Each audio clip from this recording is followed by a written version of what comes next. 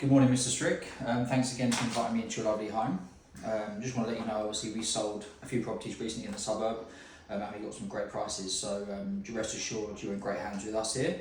I just want to take you through your property and just highlight a few features that I think really do stand out when we're going to sell 21 Drovers Place. So just coming through here, I'm obviously noticing the nice wide stairway, which will go upstairs in 1 minute. As you come into the main living space, the first thing that I see, and I'll just turn the lights on so you can see how well it is how bright it is. That's one thing. Open plan, kitchen, living, dining room, and it's very bright, which is awesome.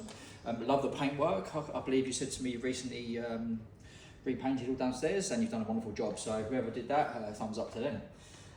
We talk about the kitchen. I think you mentioned in the kitchen you recently invested in some new updated appliances. The cooker there, Smeg cooker, very high-end cooker. Dishwasher and the fridge freezer. I think you mentioned you're going to leave the dishwasher and fridge freezer here, which will obviously go through when it comes to it in the contract. 2 outdoor entertaining areas. Just wanted to say again, well done for those. They are truly outstanding and very welcoming. In front of me, you've got the barbecue dining area, which, as you can see, is very nice to sit out there and have a nice barbecue. And then the main feature, as you can see out the back, is this deck overlooks pretty much nothing. You've got bushlands, which shows privacy, peace, tranquility, and once again, for me, it's a real big seller when it comes to sell a property. We'll spin around now and go upstairs. As we know, we have a 5-bedroom house here to sell. One of the main, I feel, appeals for selling this house to a young family is this room. We have a media room, and this media room with the 8 cinema seats just adds a new dynamic to the property itself. So once again, a great addition that you can use when we're going to sell a house. Upstairs, we won't go too into any private areas, but just behind me, obviously the 3 upstairs bedrooms. We do have 1 downstairs, but 3 upstairs bedrooms, 1, 2, 3, all adjacent, all of the same size. And I believe that's a guest room, and that's 1 baby room, toddler room for yourself. And that's going to be a new baby, which obviously congratulations on that one.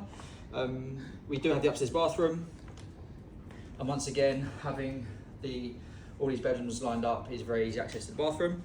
And then behind where you're standing, I won't go into private space, but having the very large ensuite bathroom for the main residence, which is obviously yourself. Once again, it's a huge seller when it comes to trying to sell this property. I don't think you've got any issues worrying about us getting the price you want for this house. It is the best, and that's a non-biased opinion, the best in the suburb, and the work you put into the house to make it look like it does today is definitely noticeable. So yeah, that's all good as far as we're concerned. So Mr. Strick, obviously after we've taken a tour around your lovely property, how do you feel about the sale of this house? Yeah, I'm hoping to get what we want for it. I think, like you said, you've highlighted all the good points of it. I think it's a good house to sell. And you've been here for how many years, you said? 7 years now. 7 years. So you bought before COVID? We did, just before. Well, that was good timing. Lucky or good timing? Yeah, very much so. Since you obviously moved in, you've had 1 child, and obviously you got a second one on the way. Yep. So is there a reason you're actually selling the house when you have a growing family? We want to relocate to the Sunshine Coast, being near the beach. Nice. That's essentially it. Nothing wrong with the house. We just would like to have the more Australian lifestyle rather than a suburb. Fair answer, and I agree. There's nothing wrong with this house at all. It's whoever you sell it to will be very happy here, and I assume you've been happy here with your family Very in much. the last 7 years. What time frame have you given yourself to sell and move to the Sunshine Coast? Honestly, no time frame. Well, I say no time frame, within a year maximum, because Yep. we're not in any huge rush as such, because as you can see, growing family, but yes, we would say within the year would be a good time frame.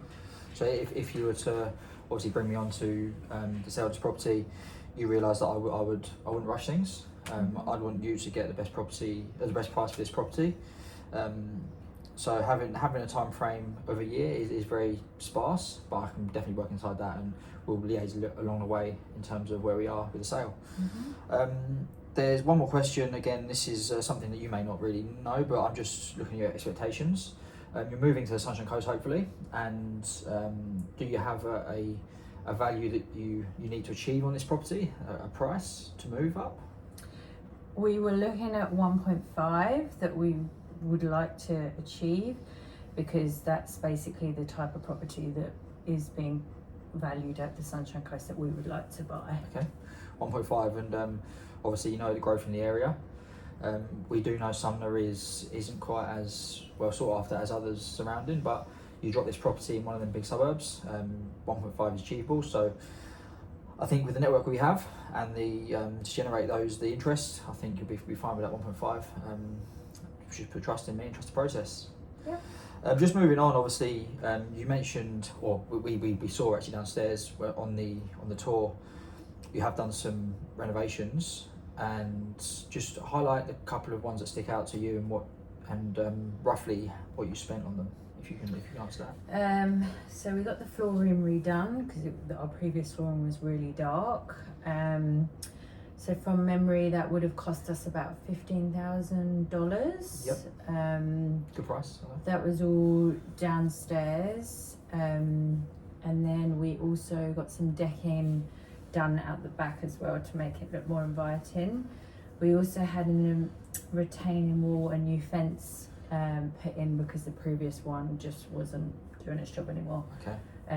From memory, that was probably about 30 grand. Okay.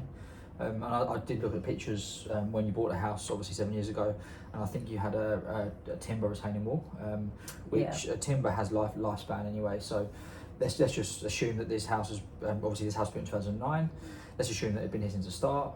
That's 15 years, and that's the general price, general timeline for timber retaining walls. So now you've got a concrete retaining wall, a lot longer. So whoever moves into this house has got a nice deal there, and we have spoken about already other features you have. Obviously, yes, we've got the flooring, etc. You put solar panels up top, am I right? Oh, we did, yep, I forgot about that. Are you aware of any impact that's had on your bills at all? It's definitely reduced them, significantly reduced them. Right. I think it's definitely more than halved our energy bills. Makes sense. Which is obviously great, especially if we're running the aircon all day in the summer and things. It definitely works out better. Yeah, and obviously when it comes to electricity bills, you don't get a real feel how much it saved you until that sort of 12 months, because then you go through the anomalies, like you said, the heat and that sort of thing this time of year. I'm just going to quickly go on to the three main things that I think you should do to get this house ready for sale. You've done a lot already, and if we calculate it all out in terms of what you spent on the house, you'll see that's a substantial amount of money. The main thing I would say is where we are at the moment. You've got the upstairs. For some reason, you said you couldn't at the time afford to get the upstairs floor relaid. We've got carpets, and this is obviously a blue. I wouldn't say it's necessary to repaint this, because obviously it's people's preference, but the carpet does look a little bit used. So we would put that in a suggestion just for the immediate appeal, because when people come to view properties, they more often than not look for the negatives and they'll pick holes. So carpet, I would say, is definitely a must. And other than that, it's the general cleanliness and the street appeal. So we have contractors we work with, cleaning companies that we know really well, worked with us for quite a few years. They'll come in and do a sparkle clean inside, and also make the outside look $100 million. So you can get a house up for sale and look good in the pictures. How do those three sound okay to you? Yeah, sound good. Okay, awesome.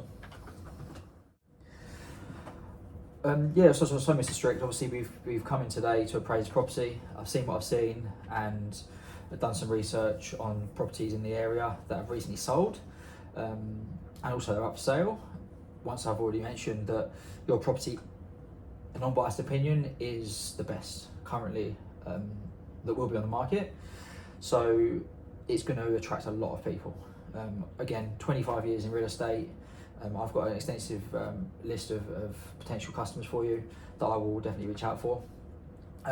So we will look at that 1.5 as our target. In terms of the methods of sale, I'm not one for auctions. I feel like auctions can be too unpredictable. I like to be in control fully of what we're going to achieve price-wise. Are you familiar with any auctions, how they work, private treaties? Not really, no. Just in a nutshell, auctions where we get registrations come into us who might be interested in the house, and we'll then set a date, obviously that works inside with your timeframes, and then it's all systems go. We instruct an auctioneer coming in, you have a reserve, a low reserve, and so you won't accept anything lower than that. Sometimes it can work in your favour. The experience that I've had, it obviously would go against you, because you are trying to achieve the top number, and if we go to auction and it doesn't, it's knocked back, and it will have that sort of, let's see it as bad line of credit on the property. It didn't sell at auction, so then we go to a private sale. Private sale, fully controlled. You'll have open homes. We'll present to you every offer that we feel is appropriate, and basically put on the table the feedback we've been given from the potential buyers. Yep. So that's really the method of sale that I would suggest. Again, you have discussion with your husband. If there's other agents that you are interviewing, see what they say, and that's just my advice.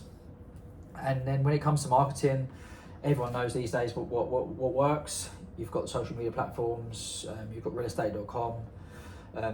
We do flyer drops in local areas, which obviously tries to increase our awareness of the property, and obviously emails. Email campaign is one of the strongest ones at the moment because people seem to interact with those. Do you have any sort of do's and don'ts you want to do with the sale methods? No, I'll be judged by your best judgment. I'm new to all of this, so yeah, I'll be best guided by you. And obviously with the marketing, that there are costs involved. Looking at this property, you want a 1.5 mil, videography, photos, staging. You can do full staging, part staging. That's another conversation for the future we can have. But yeah, there's endless marketing opportunities for us, and I think, again, like you just said, they're trusting us as an agency and myself as the lead agent. I think you should really trust us, so that's always a positive there. And just to end this in-depth conversation about 21 Drovers Place, when we host open homes, as I mentioned with the staging, the purpose of the open home is to get offers. So see that as D-Day, see that as the day that you're going to sell your house, and see that as the day that we want everyone to be in this house, walking around, looking at the amazing features you have, and actually imagining themselves in this property. I'm sure when you bought this house 7 years ago, you did the same. Open homes now are more common than private viewings because there's so many people out there buying, which is obviously in your favour. So just, yeah, we're going to declutter. Obviously you have a dog, we'll make sure the dog's not here. It needs to be pretty much a show home in terms of what we're trying to do. Okay. Before we wrap it up, is there any other